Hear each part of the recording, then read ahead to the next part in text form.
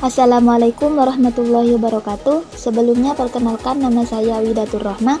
NIM saya 2031401010004. Nah, di sini saya akan menjelaskan tentang bagaimana cara menggunakan media Mentimeter. Nah, apa sih kegunaannya?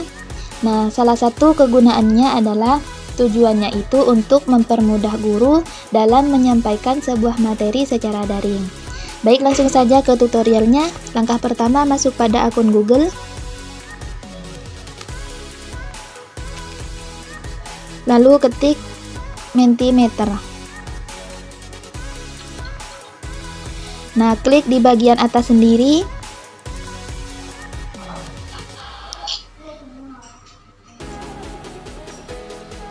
Nah, maka tampilannya akan seperti ini ya teman-teman.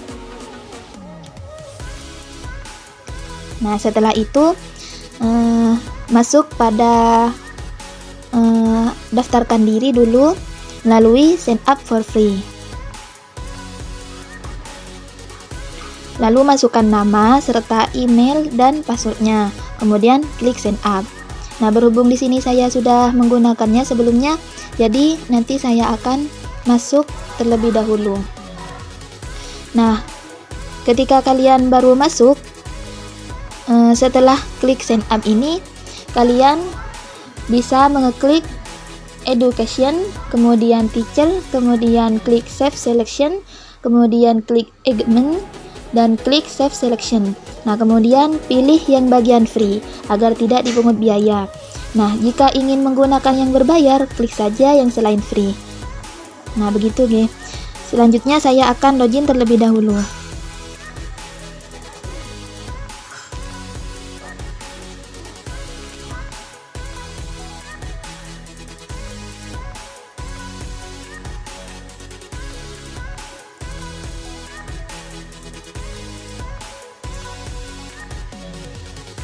Nah, maka tampilannya akan seperti ini.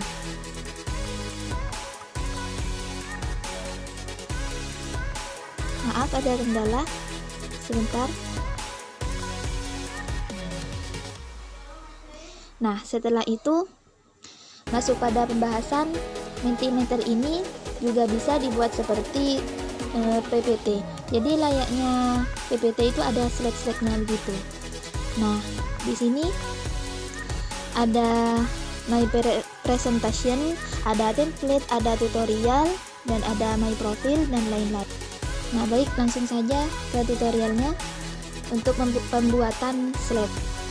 Langsung yang pertama klik new presentation, lalu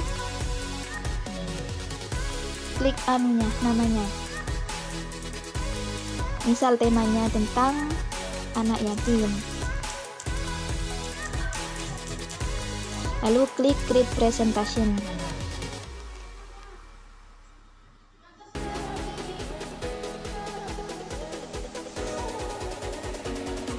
Nah, maka di sini akan muncul slide-slide yang banyak. Nah, yang pertama ada popular question types, ada quiz composition, ada content slides, ada advanced question.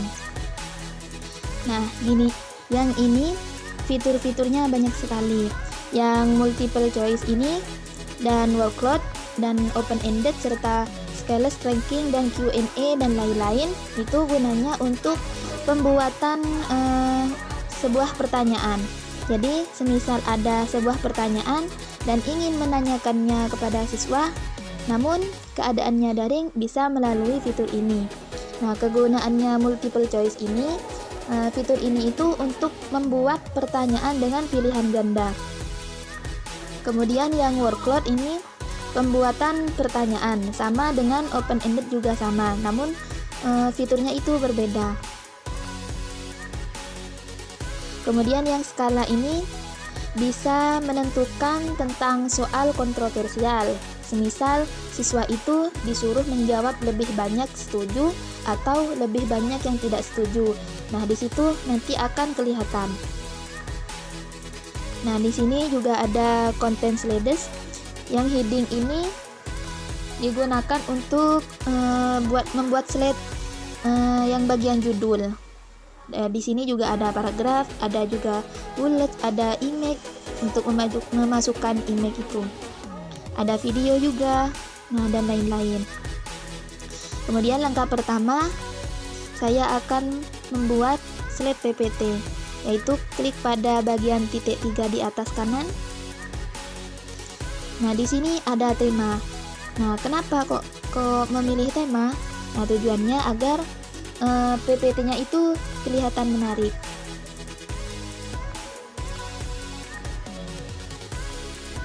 Nah, di sini itu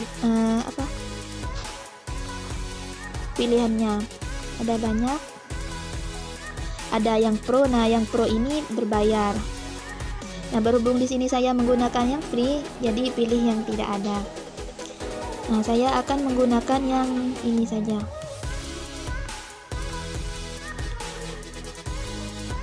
Kita tunggu dulu. Nah, setelah centang baru kembali. Nah, bagian yang pertama, di slide pertama saya akan menggunakan yang heading. Lalu masukkan judulnya apa. Semisal di sini saya judulnya Al-Qur'an dan hadis. Nah, kemudian di sini subheading juga diisi. Nah, subheading ini gunanya untuk tema. Kan Al-Qur'an dan hadis itu pelajarannya. Kemudian dalam Al-Qur'an dan hadis itu temanya apa? Nah, di sini di subheading baru diisi. Nah, di sini saya temanya adalah menyayangi anak yatim dan peduli kepada orang lain. Nah, setelah itu di sini ada image. Terserah teman-teman mau dimasukin image-nya apa tidak, itu terserah. Nah, setelah itu klik done. Nah, maka tampilannya akan seperti ini. Terus bagaimana cara menambah slide lagi? Nah, ini di sini klik new slide. Nah, pada slide kedua saya akan menggunakan paragraf.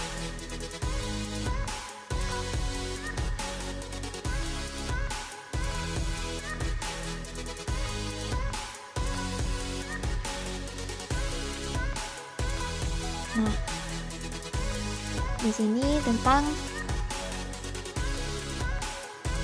anak yatim. Nah, baru di sini diisi. Saya akan meminta siswa itu menceritakan pengalaman menyayangi anak yatim. Jadi langsung diisi saja.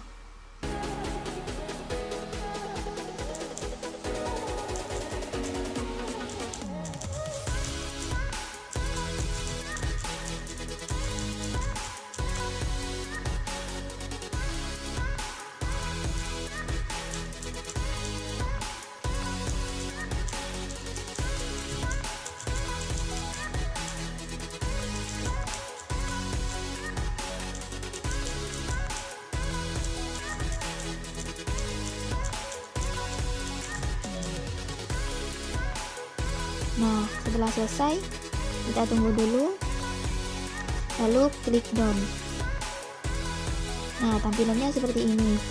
Jadi, kemudian pada slide ketiga, saya akan membuat kuis ringan dengan menggunakan tipe open-ended untuk mengetahui bagaimana jawaban-jawaban siswa tersebut.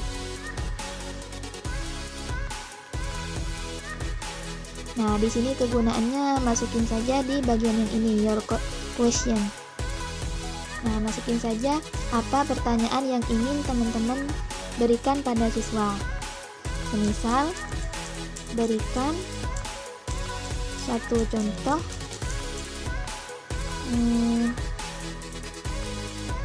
cara menyayangi anak yatim.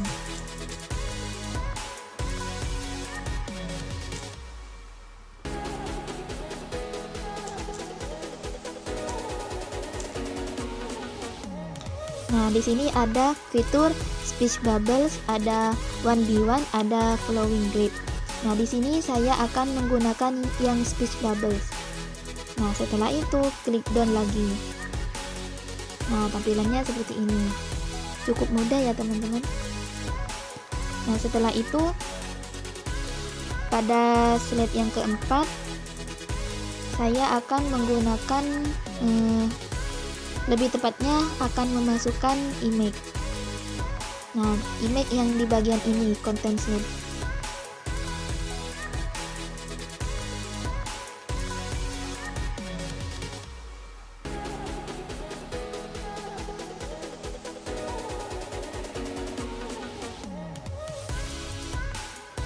Nah, di image-nya itu ditulis sih, semisal tentang pembahasannya itu mengenai sikap peduli terhadap orang lain.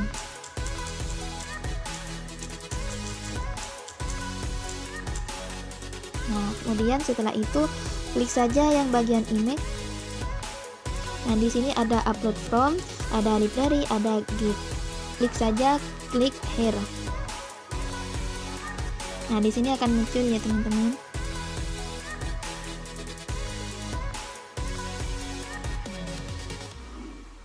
Nah, setelah itu klik yang bagian ini.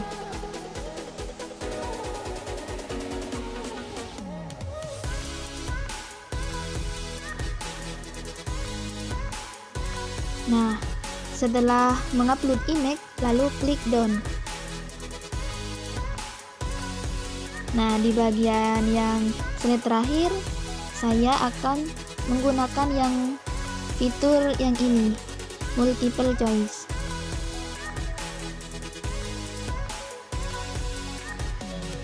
Nah, masih ingat yang tadi ya, teman-teman? Multiple choice itu kegunaannya untuk memberikan pertanyaan ganda. Jadi di sini saya akan memasukkan pertanyaan, semisal manakah di bawah ini yang mencontohkan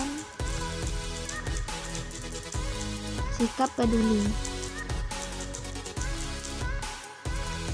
Lalu klik yang bagian option, ada option 1, ada option 2, ada option 3.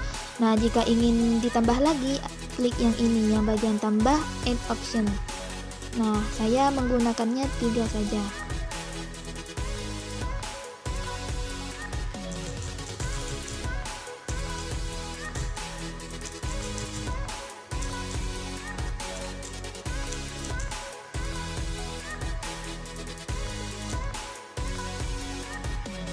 Mengejek teman ketika teman terjatuh dan membutuhkan bantuan. Nah, lalu klik option 2.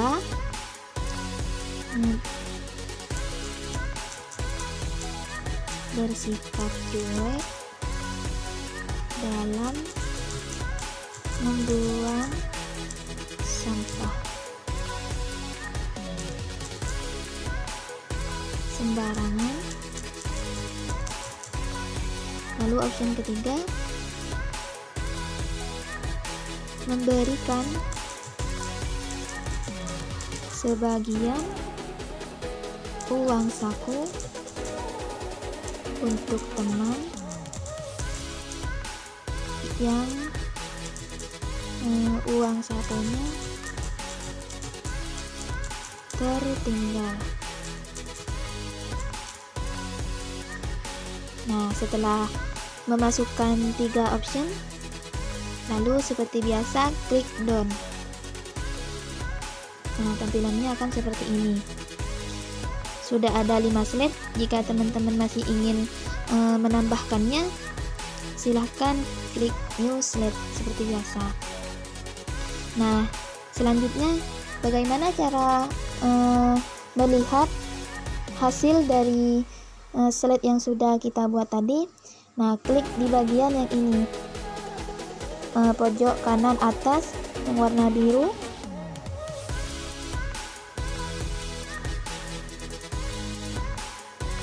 Nah, maka akan muncul seperti ini.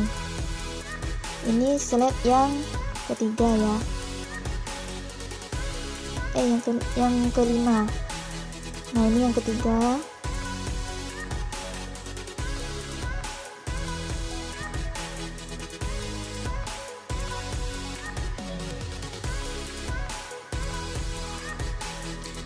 Nah, setelah itu ketika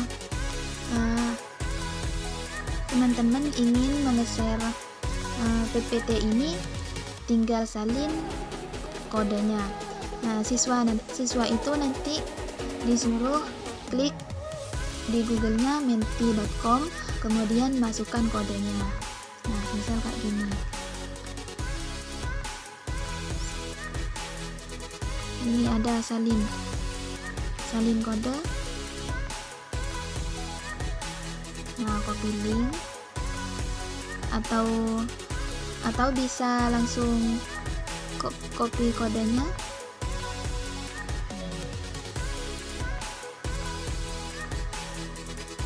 Lalu bagikan ke grupnya.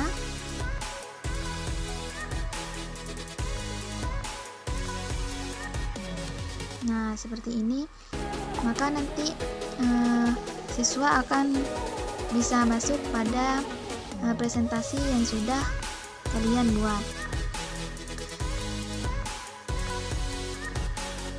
Nah, setelah itu, semisal saya di sini akan memperagakan seperti siswa. Nah, siswa itu tadi setelah mengklik menti.com kemudian memasukkan kodenya, nah di situ mereka akan menjawab apa yang sudah kita memberikan contohnya, memberikan soalnya. Nah, langsung saja. Sebentar, tunggu dulu. Nah, ketika siswa sudah menjawab, maka akan muncul seperti ini tampilannya.